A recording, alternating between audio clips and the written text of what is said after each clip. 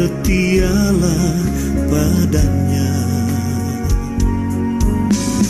Hormatilah Tuhan Yesus yang menebus dosamu.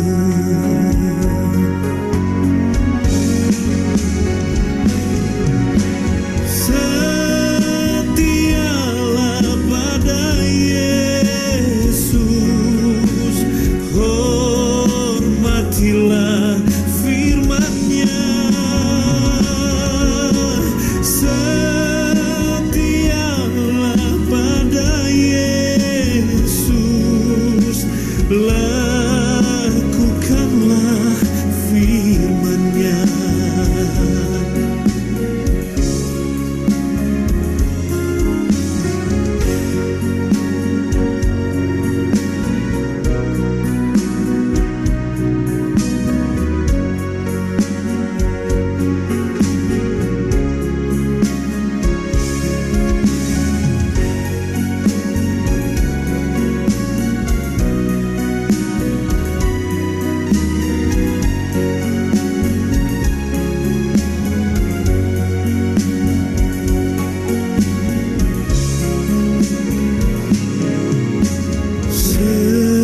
Setialah pada Tuhan, setialah padanya. Hormatilah Tuhan Yesus yang menebus dosamu.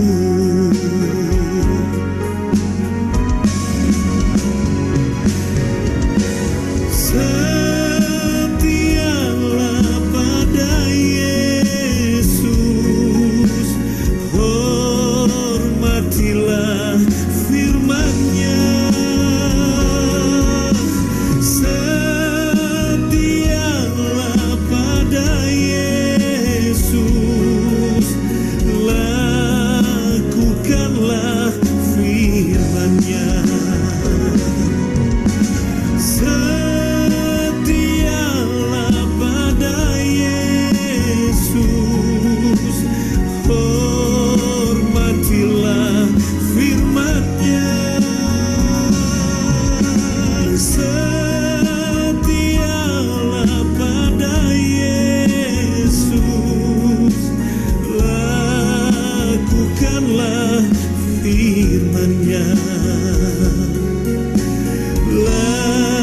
Lakukanlah firman-Nya.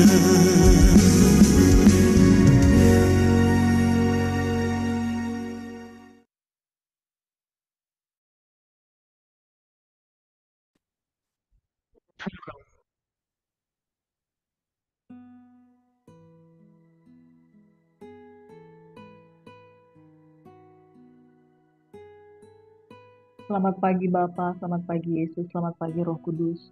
Kami percaya orang yang sungguh-sungguh dengan Engkau Tuhan pasti akan melakukan ketaatan. Bagaimana Engkau kehendaki kami untuk Tuhan menjadi seperti yang Engkau mau, belajar dari teladan Yesus Kristus. Kami mau pada pagi hari ini kami merendahkan diri untuk belajar kebenaran firman. Demi nama Yesus Tuhan, kami mau merenungkan firman-Mu Bapa. Bagimu segala pujian, hormat, kemuliaan. Dalam nama Yesus kami berdoa, haleluya. Shalom, selamat pagi saudara yang diberkati oleh Tuhan Yesus Kristus. Pagi hari ini kita akan belajar kebenaran firman Tuhan. Bersama-sama kita baca di dalam Injil Matius.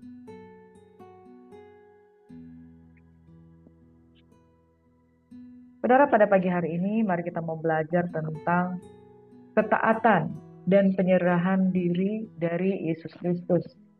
Dari Matius 26 ayat 47 hingga ayatnya yang ke-56. Demikian firman Tuhan. Waktu Yesus masih berbicara, datanglah Yudas, salah seorang dari ke-12 murid itu. Dan bersama-sama dia serombongan besar orang yang membawa pedang dan pentung, disuruh oleh imam-imam kepala dan tua-tua bangsa Yahudi. Orang yang menyerahkan Yesus telah memberitahukan tanda ini kepada mereka. Orang yang kucium itulah dia, tangkaplah dia. Dan segera ia maju mendapatkan Yesus dan berkata, "Salam, Rabi." Lalu mencium dia. Tetapi Yesus berkata kepadanya, "Hai teman, untuk itukah engkau datang?" Maka majulah mereka memegang Yesus dan menangkapnya. Tetapi seorang dari mereka yang menyertai Yesus mengulurkan tangannya, menghunus pedangnya, dan menetakkannya kepada hamba imam besar sehingga putus tali telinganya. Maka kata Yesus kepadanya, "Masukkan pedang itu kembali dalam sarungnya. Sebab barang siapa menggunakan pedang akan binasa oleh pedang. Atau kau sangka bahwa aku tidak dapat bersuruh kepada Bapakku supaya ia dapat mengirim lebih dari 12 pasukan malaikat membantu aku? Jika begitu, bagaimanakah akan digenapi yang tertulis di dalam kitab suci yang mengatakan bahwa harus terjadi demikian?" Pada saat itu Yesus berkata kepada orang banyak, "Sangkamu ini aku penyamun? Maka kamu datang lengkap dengan pedang dan pentung untuk menangkap aku. Padahal tiap-tiap hari aku duduk mengajar di bait Allah dan kamu tidak menangkap aku. Akan tetapi semua ini terjadi supaya genap yang ada tertulis dalam kitab nabi-nabi." Lalu semua murid itu meninggalkan dia dan melarikan diri. Saudara, mari kita baca di dalam ayat yang ke-52 sampai ayat yang ke-54. "Masukkan pedang itu kembali ke dalam sarungnya. Barang siapa menggunakan pedang akan binasa oleh pedang. Atau kau sangka bahwa aku tidak dapat berseru kepada Bapakku supaya aku segera mengirim lebih dari 12 pasukan malaikat membantu aku? Jika begitu, bagaimana akan digenapi yang tertulis dalam kitab suci yang mengatakan bahwa harus terjadi demikian?" Saudara yang diberkati oleh Tuhan Yesus Kristus, bukan tangan Tuhan tidak kurang sanggup untuk menolong dirinya sendiri. Dia sanggup mengirim 12 pasukan untuk membantu Yesus. Tapi disinilah kata kunci penyerahan diri Kristus. Sejak awal, sejak semula dia sudah tahu Yudas akan menyerahkan dia. Sejak awal dia sudah tahu dia akan mati di kayu salib, dibangkitkan pada hari ketiga. Sejak awal dia tahu bahwa proses yang akan dialami sangat berat sehingga dia harus berdoa di Taman Getsemani sampai peluhnya mencucurkan darah. Nah, saudara, mengetahui dan menghadapi itu persoalan yang berbeda. Mengetahui itu hal yang gampang, tetapi menjalani dan menghadapi itu hal yang sulit. Bagaimana kita lihat pribadi Yesus sebagai 100% manusia. Dia menyerahkan dirinya sepenuhnya ke dalam kehendak Bapa. Di dalam ayat yang ke-54 dikatakan, bagaimanakah akan digenapi yang tertulis dalam kitab suci yang mengatakan bahwa harus terjadi demikian? Jikalau engkau menggunakan pedang, jikalau engkau menolak kehendak Bapa di surga, jikalau engkau menolak keinginan Tuhan, yang keinginan Bapa yang mengizinkan segala sesuatu itu terjadi. Saudaraku yang diberkati, di dalam kehidupan ini ada hal-hal yang Tuhan izinkan terjadi di dalam kehidupan kita. Makanya perlu kepekaan, saudara.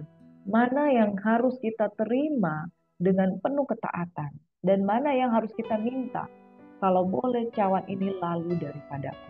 Bapak Ibu Saudaraku yang diberkati oleh Tuhan Yesus, kalau bukan karena keintiman yang sangat intim dengan kehendak Bapa di surga, maka Yesus tidak akan tahu dengan pasti apa yang menjadi kehendak Bapa. Maka dari itu perenungan pada pagi hari ini, saudara, yang kita lihat bahwa figur Yesus adalah figur yang penuh dengan teladan ketaatan. Figur Yesus adalah figur yang penuh dengan teladan pada ketaatan yang dikehendaki oleh Bapa di surga. Nah, saudaraku yang diberkati, dan Yesus juga tidak gunakan kekuasaannya untuk membela dirinya. Yesus tidak menggunakan kesanggupannya untuk memanggil 12 pasukan untuk membantu dia. Padahal di dalam kesetaraannya dengan Allah itu, dia memiliki kekuasaan yang setara dengan Bapa. Dia memiliki kekuasaan untuk mengirim lebih dari 12 pasukan. Berapa sih pasukan yang dikirim oleh imam-imam kepala dan tua-tua bangsa Yahudi itu? Tidak sebanding dengan pasukan dari surga yang bisa dia undang untuk menyelamatkan dirinya sendiri. Saudara, pernahkah kita menyadari bahwa dalam situasi-situasi yang Tuhan izinkan terjadi di dalam kehidupan kita, belajar untuk menerima, belajar untuk tidak menolak proses yang kelihatannya seperti sebuah salib di dalam kehidupan kita, belajar untuk melaluinya. Terkadang kala di dalam kehidupan kita, aduh susah sekali kita harus melewati seperti ini. Kadang kita manusia itu cenderung mencari apa yang harus saya lakukan. Saya harus berbuat apa seperti ini. Tetapi kadangkala jawabannya adalah di dalam bertobat dan tinggal tenang di situ terletak kekuatan. Amin. Di dalam bertobat adalah daging kita ini kita salibkan. Kita diam aja. Orang mau bilang apa kita diam aja. Di dalam segala keperluan kita diam aja. Sampai tangan Tuhan itu menolong kita tepat pada waktunya. Saudaraku yang diberkati oleh Tuhan Yesus Kristus, miliki kepekaan untuk menerima apa yang sepatutnya kita jalani di dalam kehendak Bapa. Miliki kepekaan untuk kita menjalani apa yang memang Tuhan izinkan terjadi sesuai dengan kehendak, kedaulatannya, kemauannya di dalam kehidupan kita. Sebab jikalau kita tidak mengerti dan kita tidak peka dengan kehendak Tuhan, maka kita akan berusaha untuk melawan kehendak Bapa, berusaha untuk melakukan pembelaan-pembelaan. Ada satu orang yang mengulurkan tangannya, menghunus pedangnya dan menetapkan kepada hamba yang kemudian sehingga putus telinganya. Hamba dari imam itu sehingga putus telinganya. Tetapi Tuhan mengambil telinga yang sudah putus itu ditempelkan kembali dan tersambung kembali. Saudaraku yang diberkati oleh Tuhan Yesus Kristus, seorang yang sedang dibawa seperti domba yang teluh ke pembantaian hanya berdiam diri dan tidak melakukan pembelaan sedikit pun. Why?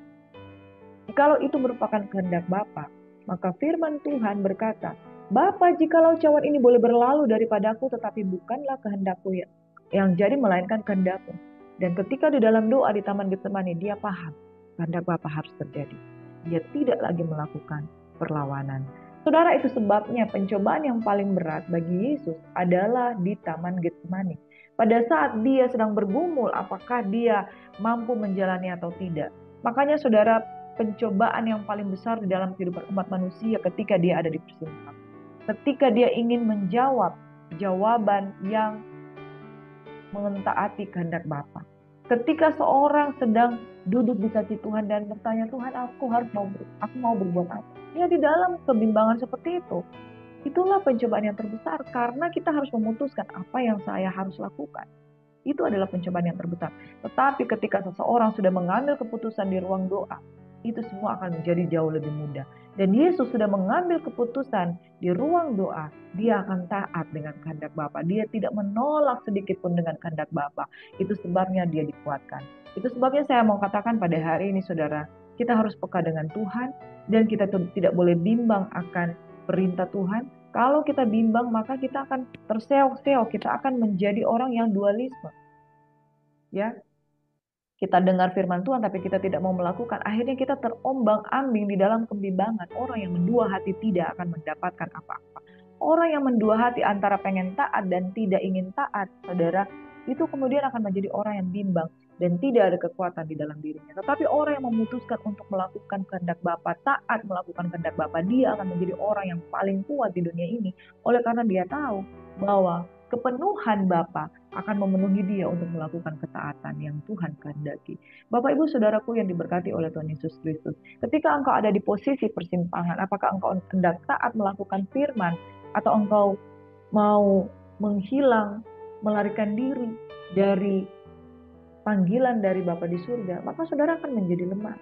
Yesus menetapkan hati untuk taat pada kehendak Bapa, dan dia menjadi teladan bagi kita semua bahwa melakukan kehendak Bapa di dalam ketaatan pasti ada pembelaan Tuhan tepat pada waktunya. Sekalipun ketika engkau taat, engkau harus berhadapan dengan Via Dolorosa, engkau harus berhadapan dengan Bukit Tengkorak, engkau harus berhadapan dengan salib, engkau harus disalibkan di Bukit Golgota seperti Kristus di dalam tanda kutip. Ketika kita mau taat, ada proses yang berat, ada proses salib yang harus kita jalani, sehingga ketika proses itu kita betul-betul alami berdarah-darah, saudaraku, berdarah-darah, saudaraku.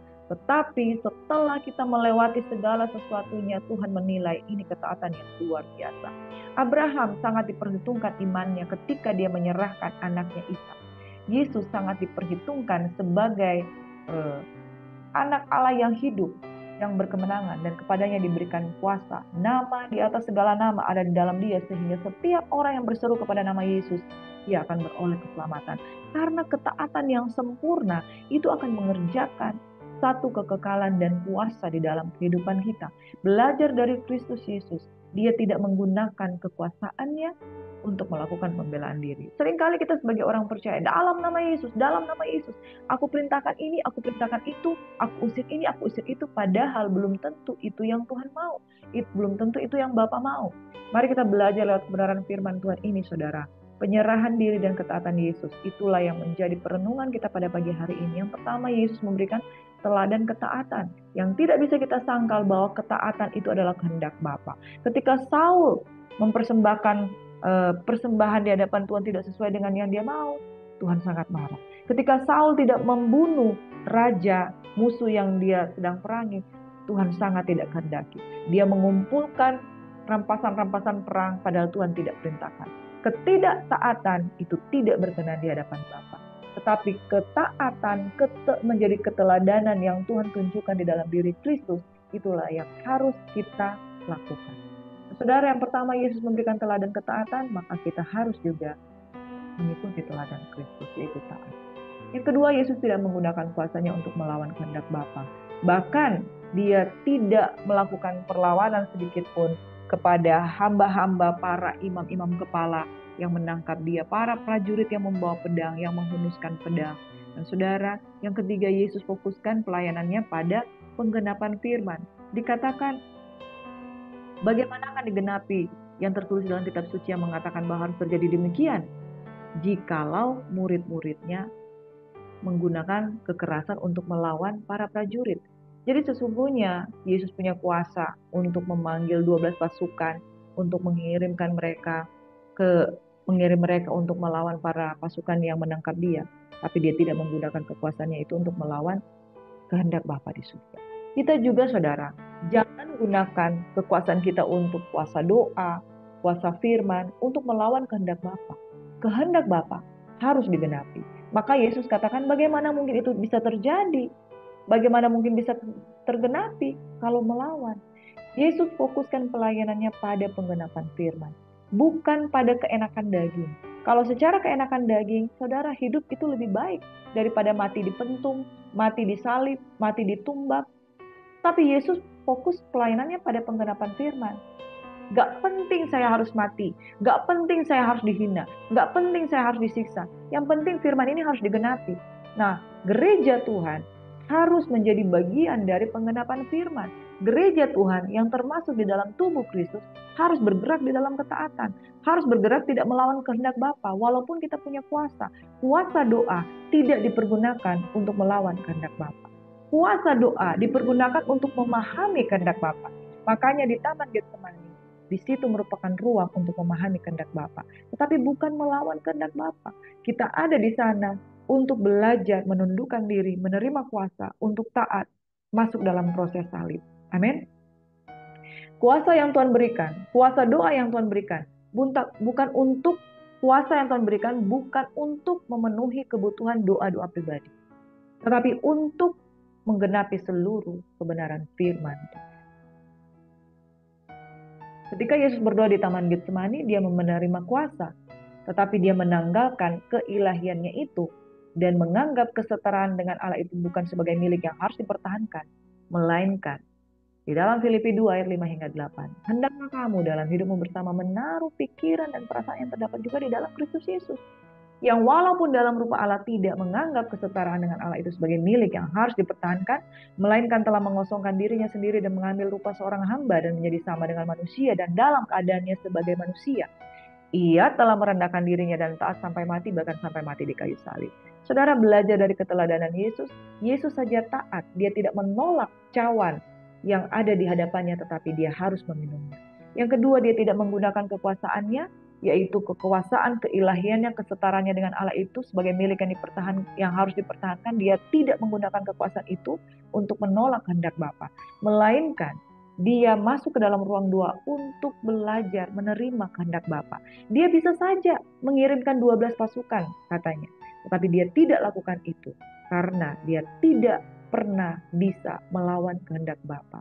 Yang terakhir, saudara, fokus kita hidup di dunia ini adalah sampai firman digenapi. Bukan sampai kebutuhan-kebutuhan doa kita terjawab. Bukan sampai kita mendapat pencapaian-pencapaian yang begitu hebat. Tetapi supaya firman Tuhan digenapi. Bapak Ibu Saudaraku yang diberkati oleh Tuhan Yesus Kristus, mari kita belajar bahwa kekuasaan Tuhan dari tempat yang maha tinggi Tuhan berikan di dalam kehidupan kita, supaya kita belajar untuk taat. Diberi kuasa supaya kita mampu, kita diberi kekuatan, diberi kuasa untuk mampu hidup di dalam kebenaran. Dan kuasa yang kita peroleh bukan untuk melawan kehendak Bapa, tetapi untuk sinkron dengan kehendak Bapa. Karena tujuannya adalah penggenapan firman yang ada di nubuatan itu harus digenapi satu persatu. Itu sebabnya Yesus sangat ditinggikan dan dikaruniakan nama di atas segala nama. Saudara, bukankah kita sejak dari dalam kandungan kita sudah dipanggil untuk menjadi alatnya, untuk menjadi hambanya, untuk melakukan kehendak Bapa, menjadi penggenap-penggenap firman Tuhan. Bukan untuk memiliki rencana-rencana sendiri. Kita kan cuma musafir. Kita ada di dunia ini hanya utusan untuk kita tinggal, hidup, melakukan kebenaran dan menjadi penggenap-penggenap firman Tuhan. Mari saudaraku yang diberkati, kita berdoa dan masuk di dalam ruang doa untuk mendapatkan kekuatan, untuk bisa taat. Bukan untuk melawan kehendak Bapa.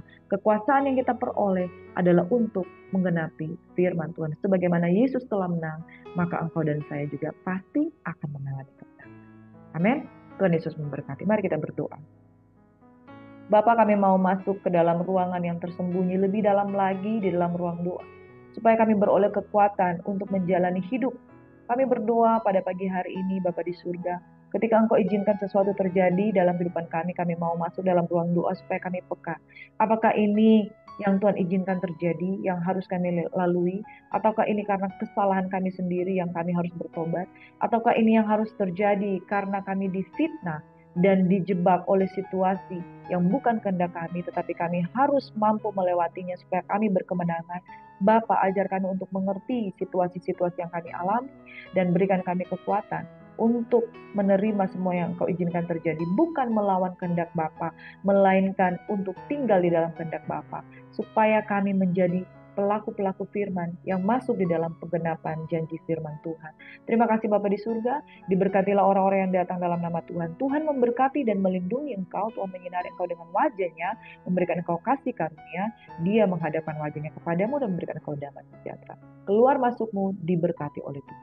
Di dalam nama Yesus, semua yang sakit disembuhkan. Berkati Tuhan Opung Herliana yang saat ini di dalam pemulihan pasca operasi. Berkati juga Opung Vicky dalam proses penyembuhan. Berkati keluarga-keluarga muda yang kami doakan. Keluarga Jerry Simbolon, keluarga anak-anak muda yang kami layani. Bapak, di dalam pertolongan Tuhan kami percaya tangan kuat Tuhan menjawab doa mereka. Yang berencana bercerai dibatalkan di dalam nama Yesus. Oleh karena Tuhan mempersatukan, bukan Tuhan yang menceraikan. Manusia tidak bisa menceraikan. Karena apa yang dipersatukan Tuhan adalah untuk selama-lamanya. Kami mendoakan orang-orang yang sedang sakit. Kami mendoakan orang-orang yang sedang bersyukur oleh karena ulang tahun, oleh karena sukacita, oleh karena berkat-berkat yang mereka alami. Tuhan memberkati dan melindungi engkau. Tuhan menyinari engkau dengan wajah-Nya, memberikan engkau kasih karunia-Nya. Tuhan menghadapkan wajah-Nya kepadamu dan memberikan engkau berkat-berkat surgawi. Tuhan juga menyembuhkan Pak Sangga Marbun yang sedang sakit, pemulihan, kesehatan, kekuatan menjadi bagian hamba-Mu. Kami terima berkat-berkat yang spesial ini di dalam nama Yesus. Semua yang diberkati Tuhan. Katakan haleluya. Amin. Shalom, selamat beraktivitas and God bless you. Pada hari ini pasti engkau akan menerima berkat Tuhan. Pada saat engkau peka dan taat, maka engkau akan melihat mujizat itu nyata. Tuhan berkati.